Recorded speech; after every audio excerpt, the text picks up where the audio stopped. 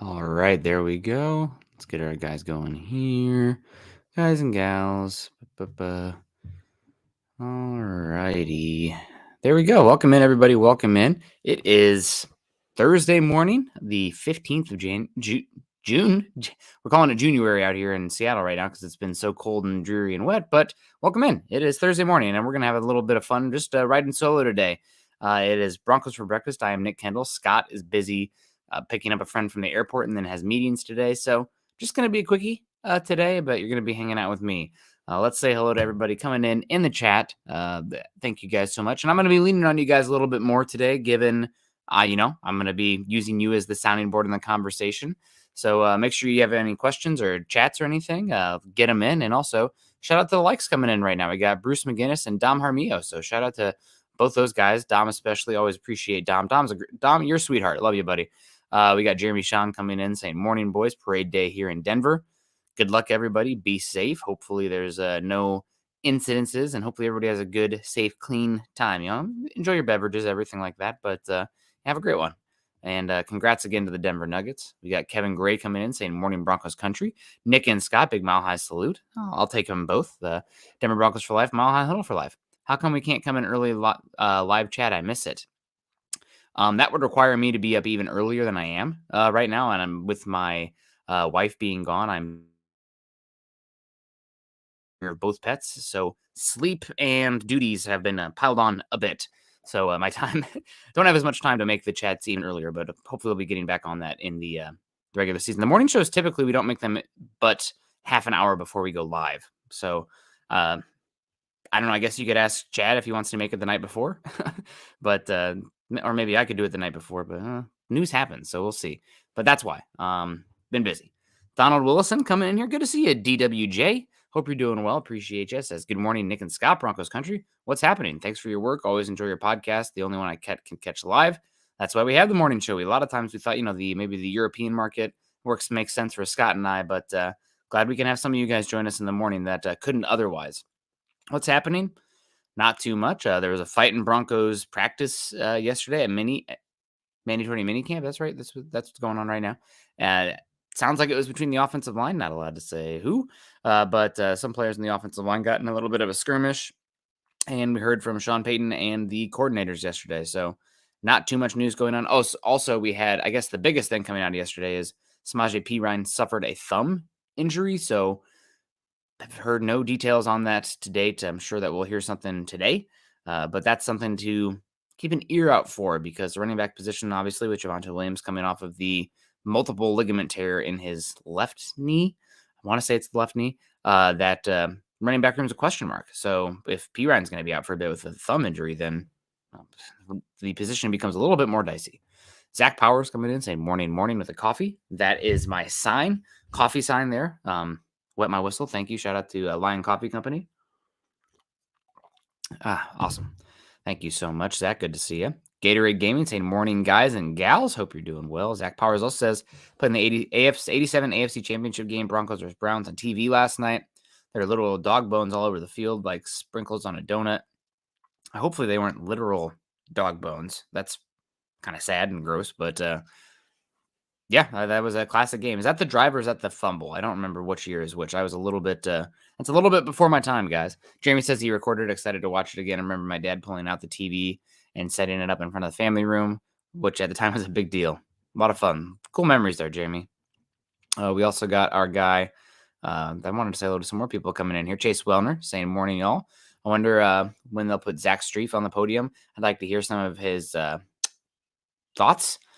I can't think of a time that they put positional coaches on the podium. So that might not happen unless there's something specific that would induce that reaction from the Broncos. So I don't think we'll see Zach Streif on the podium. So too bad because it sounds like he's a very intelligent and well-spoken individual. But I mean, you kind of have to be a offensive line coach.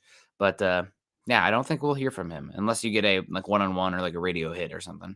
Jeremy saying, did Nick sleep in again? No, Nick didn't sleep in. Nick's running the show a little bit later today because don't think he can go a full hour. My voice is already a little scroggy. Yeah, so hopefully that's something like I could go a full hour. So we start a little later. Bama X, good morning, Broncos country. Good to see you. The Boogmeister saying the big dog himself. Good morning, Nick. Good to see you. Miguel Santasteven, always a big supporter of the show. Frequent super chat, superstar giver as well. Says good morning, Broncos country. Good to see you. Philip Hogginson, good to see you. My guy Dom saying good morning, Nick, in Broncos country. Nick, buddy, the new background for the show is badass. Love it. Yeah. We had a comment on Twitter. So we do listen to you guys and feedback and whatnot. We had a comment on Twitter saying it was time to update it because I guess it was Russell Wilson's head on Drew Lock's body. How they knew that, I don't know. I would never pick up on that. But yeah, change it up. And yeah, definitely excited to see what's going on there.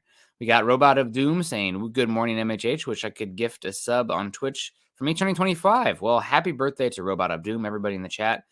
Wish Robot of Doom a happy birthday. You guys can't see that on the YouTube side until I flashed it on here. So give him a happy birthday. We appreciate you coming in on your birthday.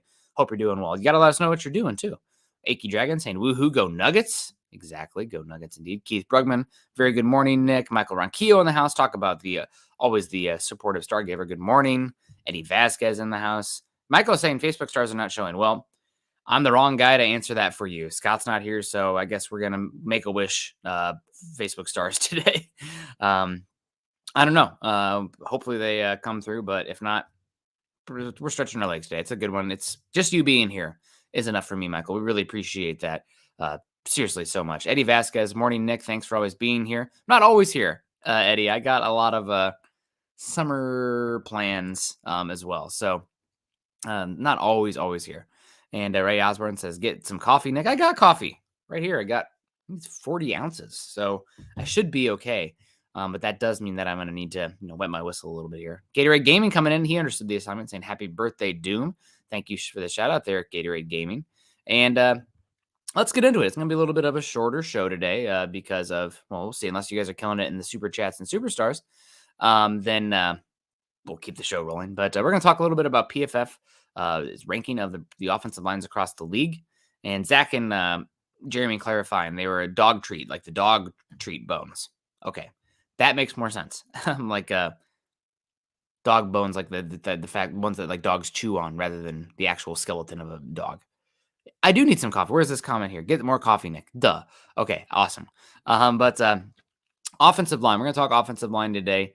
And another year where the Broncos offensive line from a metric perspective, from a statistical perspective, looks better than what I think the general perception is of the unit. Now, obviously, the Broncos, we've seen this for a number of years now, actually. The Broncos offensive line, a lot of people have been stating the offensive line is one of the worst in the league. They're terrible. Nothing matters until the offensive line is fixed. The Broncos offensive line has been subpar to mediocre the last few years, but they haven't been god-awful, dreadful. Like, if you guys can think back to the Indianapolis Colts game last year where Baron Browning had like 8 sacks and Matt Ryan was sacked like 12 times or something ridiculous, that was a dreadful offensive line showing. The Broncos have not been a good offensive line over the last 5 years or so, and of course they've had their spots and weaknesses on the line, but for the most part they've been a bottom 10, bottom 15 unit, not bottom 5, bottom 3. In my opinion, at least, you guys can agree. I do watch a lot of offensive line, and I think that their mistakes are so loud that sometimes people over-exaggerate the negatives on the offensive line. But I digress. So the Broncos offensive line has been mediocre to the subpar the last 5-10 years. And they went out and obviously made some big moves this offseason. They brought in Ben Powers, highest paid guard on the market this season. Kind of somewhat of a one-year wonder there at Baltimore, but really had a great year at Baltimore this last season. And the Broncos also signed Mike McGlinchey, former 9th overall pick from Notre Dame 4 or 5 drafts ago to be the team's right tackle. And they paid him a huge contract. So they're going to be with him for a bit. That's the one that's a little bit concerning, a little bit of risk on that deal without a doubt. But Broncos went out and got some culture guys and hopefully improved the offensive line to go with returning starters. Garrett Bowles at left tackle, Lloyd Cushenberry at center, and Quinn Miners at right guard. Notably, also, the Broncos brought back Cam Fleming, who, if you guys have followed the show at all, I thought had a pretty underrated season last year. And the fact that he's going to come in and be a swing tackle for this team, pretty good look for the Broncos, in my opinion, because he can play both tackle spots and guard. So, yeah, that's pretty much where the Broncos offensive line is at right now. We have a lot of questions still about the backup interior offensive line, Fuller, Wattenberg, some other guys. But overall, the offensive line does look okay. And Pro Football Focus, again, has the Broncos' offensive line 11th overall. They are up 10 spots previously from this offseason. And again, listen to starters Bowles, Powers, Cushenberry, Miners, and McGlinchey.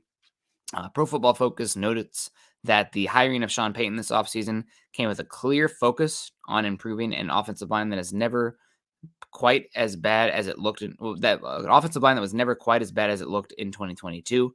I agree with that as well. I think under Munchak, the Broncos offensive line was better. The sum of the parts was better than the individual pieces. And last season, I think the individual pieces were better than the sum of the parts. So God bless. I can't even remember the offensive line coach now, but I knew that he was not well received in Denver by the players, and he's gone now. And we got Zach Strief. PFF also continues here that Denver's line ranked 20th on the season in Pro Football Focus pass blocking efficiency, but Russell Wilson was the second worst quarterback in the league at converting pressure into sacks, warping the view of the line's performance. I don't know where they're coming with the second worst on that. I think maybe I used qualifiers on that where you had to play at least a certain number of snaps. But when I've gone to Pro Football Focus's advanced data, Russell Wilson has been the single worst quarterback in the NFL in pressure to sack percentage. So what does that mean? It means that he's getting sacked way more often than normal for when he's just taking on pressure. When the offensive line loses, Russell Wilson's been less likely to help them out than, according to them, the second worst quarterback of the league at that. So not great. And you guys are coming in here with the help here. Butch Berry. Yep. I see. I think we're already flushing that stuff. So God bless you, Butch Berry. Hope you're doing well, but not great results last season for the Broncos, of course. So yeah, that's what PFF has to say about the Broncos offensive line.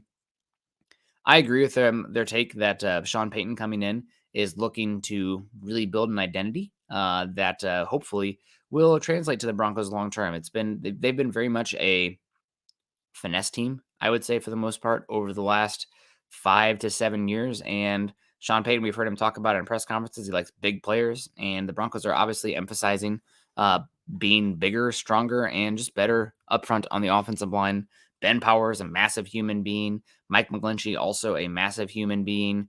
Wish he could carry a little bit more weight. I don't know if he's going to be able to do that, but tall, without a doubt, Mike McGlinchey out there. So, yeah, bringing him in. It's not just also the Broncos offensive line. That was a big emphasis for Sean Payton, but just the run game personnel in general.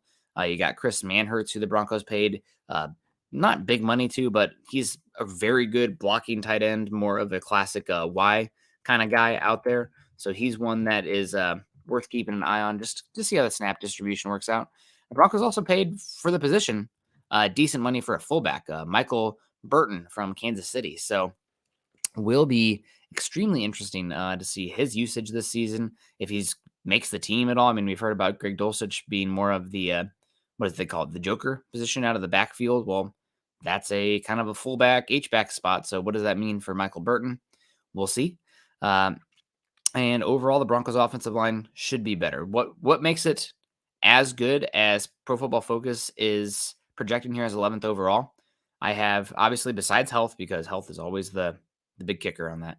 But for me, you need some Broncos players to regain form and other players to continue to improve. And I'm not a big believer in Lloyd Cushenberry, but I think he can be fine there for the short term. I don't think he's going to improve drastically, but as long as he is doing his assignment and not getting blown up, immediately getting pushed in the quarterback's lap, should be better there. But for me, I think the Broncos offensive line to reach this 11th overall ranking or even better, we need to see two things. Quinn Miners continued to improve. Obviously, he's got a lot of talent. He's a big athlete with length. He can move well. I think he can play in either scheme. His pass protecting technique has been up and down. Not surprising for a player of his pathway to the league, but that's something that can be improved upon this year. This will be his third offensive line coach in 3 years. So on one hand, that's not very consistent, not a lot of consistency for him. But on the other hand, he's learning different teaching types, techniques, and maybe, working with different teachers, something clicks for him. Maybe it's better for him long term. That a lot of times depends on the quality of the teachers and the quality of the student. So I'll see you with Quinn Miners. But the big one for me is Garrett Bowles returning into form. 2 years ago, the 2021 season, Garrett Bowles actually played, I think, at a top 10 left tackle level, which isn't, incredible, but he was, like a B level left tackle, B plus level left tackle in the NFL, in my opinion. And then at the end of the year, oh no, it says I'm glitching. Hopefully that's fine. I'm not having nothing on my screen. Typically, I can tell when I'm glitching here, Jeremy. So let me know. But Garrett Bowles, he is struggled tremendously last season in a small sample size. He was just not very good. I know that he did not have a great relationship with Butch Berry, to my understanding, but struggled last season and then suffered an injury. And honest to God, I thought that Cam Fleming came in and played just as good, if not better, than Garrett Bowles last season. Just because, and that's more of Garrett Bowles struggling, surprisingly, than it is Cam Fleming coming in and being amazing. Cam Fleming was just, an average starting tackle, in my opinion. So only glitched once for Gatorade Gaming for starting out. So it might be you, Jeremy. Might be YouTube if it's glitching at all. So there we go. All good. Sorry, Jeremy. I don't know what's going on. But Garrett Bowles last season, just not a very good year overall. I'm going to pull up his just data, and I think he only played in 5 games. You guys could probably correct me on that one, but for the overall stats, were just struggled. Penalties kind of came back. The passing technique was not very good, and so yeah, 5 games, got hurt in that Indy game, gave up 10 pressures in 5 games and 9 hurries. Not a very good conversion rate there for the old Garrett Bowles guy. So that's one that we want to keep an eye on. That's not a great year. And also, I want to find the penalties if I can find that. Maybe that's not on here. Holdings, anything like that. But yeah, overall, Garrett Bowles not very good last season. In the small sample size that he had. So hopefully, we'll be better next season. This season with the obviously you have Ben Powers next to him now. You have Zach Strief. You got an offensive line that is going to be hopefully much more cohesive with the vision of what they want to do. But I thought that he's one that concerns me a good bit. And also, he should be a little bit concerned as well. I enjoyed Garrett Bowles up there. I'm definitely pulling for him. I was probably one of the more sympathetic people to him early on when he was on his rookie contract. I didn't think he was absolutely dreadful like a lot of people did. Thought he was fine. For what you're paying him. But Garrett Bowles, now that you're paying him big time money, especially coming into this season and next season, he's going to have to be better. And his contract next season, 2024, is so easy to move on from for massive savings. If Garrett Bowles struggles next year, entering his year 32 season in 2024, Broncos can save $16 million against the cap with only a $4 million dead cap hit. So there was rumors that Garrett Bowles was approached with a contract restructure, and nothing ever came of that. So obviously nothing materialized. So he's on thin ice, I think, for the Broncos. So we'll see how that plays out this season, and probably one of the more low-key interesting storylines this year.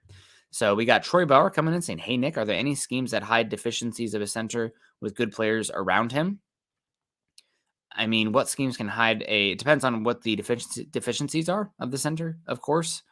I think just having good players around him can help a lot. Having a good, smart quarterback that can go out there and take a lot off the center's plate in terms of the pre-snap checks and getting everybody set up, that can help a lot as well. That was actually a pretty big disappointment for me last year with Russell Wilson, was that I thought, coming in being, 10th year in the league or something, he'd be a little bit more able to take command pre-snap after breaking the huddle, and didn't really seem to be the case.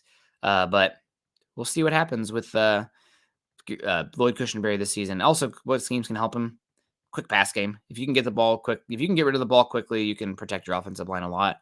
And it's not really a scheme, but a good pocket manipulator mover helps a lot as well. I mean, the Patriots had really good offensive lines for a number of years, but what really made them a superpower offensive line, besides Dante Scarnecchia, their offensive line coach, was Tom Brady's ability to maneuver and manipulate the pocket. I mean, he was just like water in there, just was able to flow to this empty space. I mean, it was pretty damn incredible to watch Tom Brady operate within the pocket and find the space and then deliver catchable balls, making the right reads and everything like that. So good quarterback play.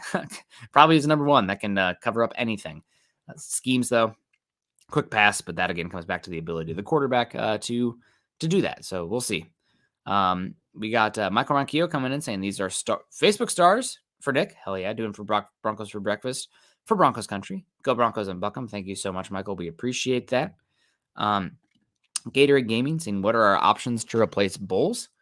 I think there's not a it's a non-zero chance. Or how do I say it? There's a slight chance that Bowles struggles enough that he gets replaced by Cam Fleming this season.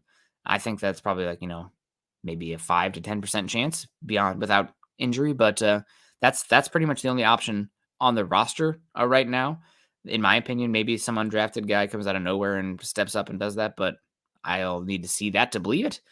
So right now, Cam Fleming. After that, I think offensive tackle is probably one of the most likely positions you draft in the first round next season. I put edge number one, but then offensive tackle. I mean, it really depends more so on the what players are available than the actual position, in my opinion. If the best player available in Broncos picking is an offensive tackle, giddy up. If it's an edge, alrighty. So both those spots make a lot of sense, and I think it's going to be a pretty darn good offensive tackle class this upcoming season as well. So obviously, not obviously, but not to peel back the onion too much on the 2024 draft class, but you have Joe Alt out of Notre Dame's getting some top 10, top 15 love. So he's one to keep an eye on left tackle. You got Olu Fashanahu out of Penn State, who probably would have been a top 10 pick this year if he came out, and incredibly athletic, great profile, moves well, still pretty raw, but really good. Olu Fashanu, there we go. Also Notre Dame, not Notre Dame, Georgia, and let me pull up the depth charts here. Georgia, guess what two programs, guys? Georgia and Alabama have two really high-profile recruits that had some play last season that, seeing their highlights, seeing their clips is like, oh, that guy moves different. That's some special ability out there. And I mean, Georgia and Alabama getting those top recruits, but some other names to keep on just based on, we're scouting traits out here. Amaris Mims, he's listed to play right tackle now for Georgia, but we'll see if he gets moved to left tackle. He's 6'7", 330. I'm very impressed with him. He was a super recruit. And then also at Alabama, I'm interested to see how J.C. Latham plays. Both right tackles, both big boys. J.C. Latham has some awesome mirror ability at that spot, 6'6", 335. So some big boys out there in the SEC. Should be pretty fun to follow those guys and see how the offensive tackle crop comes together this season, because that's one of the ones that I'd be most interested in following for the Broncos.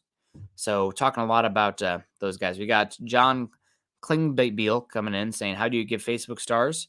I think that you are able to, it should be like prompt you on the screen somewhere to do that if you have your like credit card information and whatnot in there. But yeah, if just coming in and contributing with chats is enough for me. But if you give a Facebook super stickers, that's also super helpful. So we appreciate that when you do that, kind of like our guy Michael Ronquillo. Or on the YouTube side of things, Gary Palmer. Gary coming in $9.99 saying, good morning, Nick. Happy birthday to Doom, a fellow Gemini. Buckham. Well, must be talking some Aquarius. I know Gary's birthday was last Friday. Gary recently had a birthday, so shout out to Gary as well. Gave you a shout out Tuesday morning for your birthday, so hope you're doing well. Gary, hope you had a great one. Gatorade Gaming saying, what position does the international player that the NFL gifted us this year? I believe he's defensive line, but that's one that, again, if he flashes, we're at the point where the roster is so massive that I'm looking for flashes and hearing any whispers at all, and when I can see it and believe it with my own eyes, because I don't always trust other people's analysis, right? So because there's always biases baked in, and I'm looking for different things than some other people.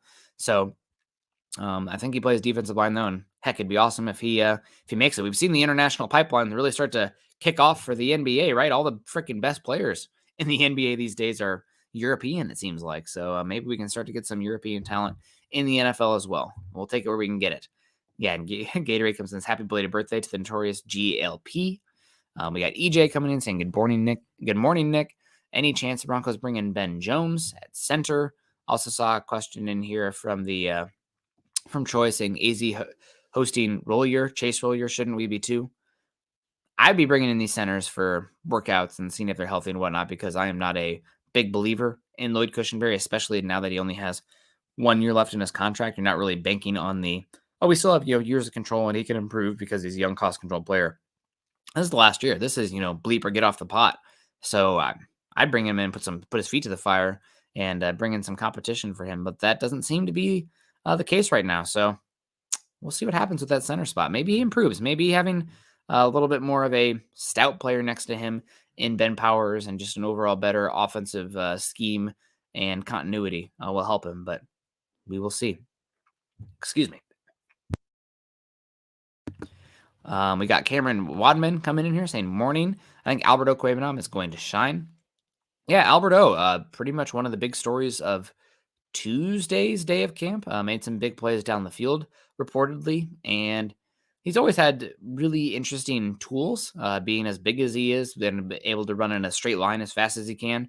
Had that really productive redshirt sophomore season at Missouri. The last year with, I think he's now the head coach at Tennessee. I can't remember the name of the offensive coordinator there that season. But yeah, he had some pretty good years there, but he's always been he fell to the fourth round for a reason, despite his athletic testing and size and statistical output.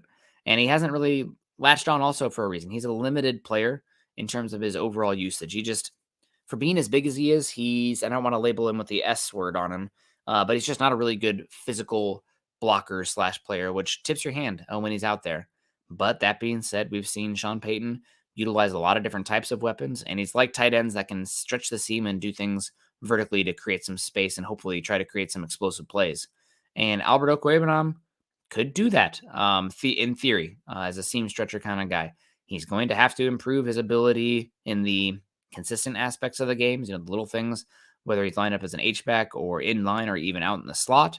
But certainly a possibility that he could have a good season this year. I think it'll still be very much a niche role, but I think that Sean Payton, if anybody's going to be able to maximize what he does well and put him in a position to succeed, it's, I believe, with Sean Payton here. We'll see what the quarterback does, but I think scheme-wise, you're going to see it for him. Got Jeremy Sean saying, is you're American before you go to the bathroom and American after you go to the bathroom? What are you while you're going? If you're American before you go to the bathroom and American after you go to the bathroom, what are you while you're going? Still an American. I don't know. This is a game. This is a riddle here. I do like riddles, but if now I'm feeling the pressure, I have no idea. Jeremy, you have to let us know. Somebody in the chat. If you're American before you go to the bathroom and American after you go to the bathroom, God bless it. European. Thank you. Scott's I'm gonna have to tell Scott about that one because we might have to put you in dad timeout or something, Jeremy. Appreciate the comment. We got Lance coming in here saying, what are the signs the new strength and conditioning coaches are improving from last season? Injuries will be a big one, and conditioning, I think, are a big one as well. Typically, I think that the strength and conditioning coaches, you're probably not going to see that over a single season. You want to compile, 3 to 5 years and see what the overall sample size is and the physicality of the team. But a lot of them are, I think, 1 year. It's going to be pretty hard because there's just so much noise and variance that can occur in a season in general that I would not take away too much from the strength and conditioning after just 1 year. We have Zach Powers coming in here saying, Sean Payton mentioned having the question on whether Dulcich tight end or running back room. Said he will play the F back. That's just fullback position. Did he say F back or did he say H back? You have to let us know. So there are really 3 different categorizations of the F back of the tight end spot. So there's the Y tight end, the F tight end, and the H tight end, the H back. H-back is a little bit more of like a fullback in the backfield guy, kind of like a Kyle Juszczyk, can go out, split out, do some stuff in the pass game. A Y tight end is your classic in-line kind of guy. I think of like Jason Witten, like he's always lined up next to one of those tackles and can be a functional player attached to the offensive line. And then the F-back, which the way I always remember is F is for flex. F-back is more of the detached tight end. So a really good way to think about this, just an example that a lot of people can utilize, is the 2011, 2012 Patriots. I believe those were the years. No, earlier than that. 2008, 2009 Patriots, when they had Gronkowski and Aaron Hernandez, the 2 tight end sets. Gronk was your Y tight end. He was your 6'7", 270-pound, essentially offensive tackle out there. And then Aaron Hernandez was much more of the F tight end, the flex one, doing quick routes out of the backfield, being a mismatch with speed against linebackers and safeties and whatnot. So your Y is your big inline guy. Your F is your more flex wide receiver-y kind of tight end. Zach Powers, thank you so much for the comment here. We appreciate it. Blake, can't wait to get back to Denver for the first time in 7 years. to watch Sunday Night Football against the Vikings. Well, if anybody else is out there going to be on at the Vikings game for Sunday Night Football, watch the Broncos take on the Kirk Cousinses and Justin Jefferson's honestly a better way to talk about it. Hit up Blake. It should be a great game, especially Sunday Night Football. We know how Kirk Cousins does in primetime. Not very good. Not very good. Donald Williamson saying why? I don't know why. Donald, you tell me why. EJ coming in saying, Nick, thoughts on Riley Moss starting opposite Patrick Surtain II? I think there's a 50-50 chance that's going to be maybe 45-45, 10, 45-45, 10. Then maybe somebody else steps up and takes it. But I think there's a good chance that Riley Moss ends up being the starting cornerback opposite Patrick Surtain. You have Damari Mathis, who I thought was the Broncos' best selection last year, who played pretty darn well. But he was selected under a different regime. And the Broncos, there's been a lot of positive talk about Riley Moss in mandatory minicamp so far. Had some plays that apparently he would have made some big hits and some big plays if they were going up against a different team rather than, just minicamp. So it's fun to follow that. Also, this regime drafted him versus the last regime drafting Mathis, granted the same defensive backs coach in Christian Parker, but Moss was drafted under this regime with Vance Joseph. And also they traded up to get Moss. I mean, they obviously like Moss to give up what they gave up to go get him. So I think there's a pretty darn good chance that Moss ends up being the starter opposite Surtain. The other thing Moss has going for him that I think this team and this defense desperately needs that we have not seen from Mathis yet is turnover ability. I mean, Moss specifically, the 2021 season had 4 pick sixes in the season, something crazy. I mean, he had a really good ability to take the football away and then turn it into 6 points. So the Broncos defense has not been very good at taking the football away over the last 5 to 8 seasons. And having a cornerback who's a little bit more of a gambler, but can be a playmaker opposite the shutdown, not testing him, Patrick Surtain, I think might be a pretty good advantage for the Broncos defense and something they consider. So will be fun. I mean, Moss, it sounds like he's been impressive out there. Also, but keep hearing things about Jaquan McMillan, who we saw last season in week 18 have some splash plays. He's an undrafted free agent in last year's class, and apparently he's been playing pretty well. So keeping an eye out for him. We got Denver Luke coming in saying, morning, Nick. Jeremy saying, with no leaks coming from practice, how do you gauge this team's progress? You take everything with a dose of salt that would kill 10 billion snails. So also they're going up against each other. So no matter what, it's a zero-sum game for the Broncos in the end. So really just looking for no injuries, and we'll talk about things that we hear here or there, but not putting too much weight into it. Of course, not getting ahead of ourselves. Zach Powers saying, tell us about Seth Benson, linebacker from Iowa. Joseph has spoken highly of him. Small player, limited athlete, could be a practice squad guy. Think he's probably maximized a lot of his ability out there, but pretty much always been in the right spot, was consistent for the University of Iowa for a number of years, and did a pretty darn good job. I think he'd have gotten a little bit more praise and acknowledgement from Iowa fans if he wasn't playing next to arguably one of the best linebackers in program history in Jack Campbell. So Seth Benson, he could make the team. I'm a little bit skeptical given the overall profile that he has because he's a little bit limited. Oh, and you said it was Josie that spoke highly of him. Okay, well, that's not as impressive as if it was Vance Joseph. But it will be interesting to see him. We got Donald also coming in saying, call me D for short. I'll hopefully remember that. Maybe, keep working it in there. But D, thank you, D. Hope you're doing well. We also got another D coming in here saying, how much man coverage has Moss played? They didn't play a lot of man coverage at Iowa. They did a lot of press and bail and did a lot of umbrella coverage with 4 guys deep. A lot of times cover 4 kind of looks with an umbrella coverage to keep everything in front and then drive on the football when the other team does that. And I think in college and in the Big Ten with some lesser quarterback play on a lot of those teams, in the wider hash marks with college football, playing that kind of more conservative coverage and then driving on the football, you're going to have more chances to create plays on the ball than you will at the NFL level with more arm talent quarterbacks and also the more compact game versus the spread game that you see more in college. So not a lot of man coverage, a lot more of a press bail, but he's a really good athlete out there, tested pretty well, especially for his size. So we'll see. I don't always think he was the most twitched athlete, especially reacting, going backwards versus, just driving downhill. But it's a big question mark for all those Iowa defensive backs coming out. I mean, I think they've had the most turnovers of any program in football over the last 5 years. But they play a very simple, consistent type of coverage that doesn't always translate to the next level. I mean, we've seen some pretty solid, highly drafted quarterbacks come out of Iowa over the last few years. Josh Jackson came out. Desmond King came out. Obviously, Michael Ojemudia, guys that did pretty well in college that didn't translate to the NFL level because couldn't really hang in man coverage. So we'll see what happens with Moss in man coverage. I think he's a better athlete than those guys we listed before, but it's always a question mark. And he was a third-round cornerback, and cornerbacks, the good ones, are typically first rounders. So it's very much an athlete-based position. So we'll see what happens. We got Jasmine coming in saying, "Morning, Nick. Hope you're doing well."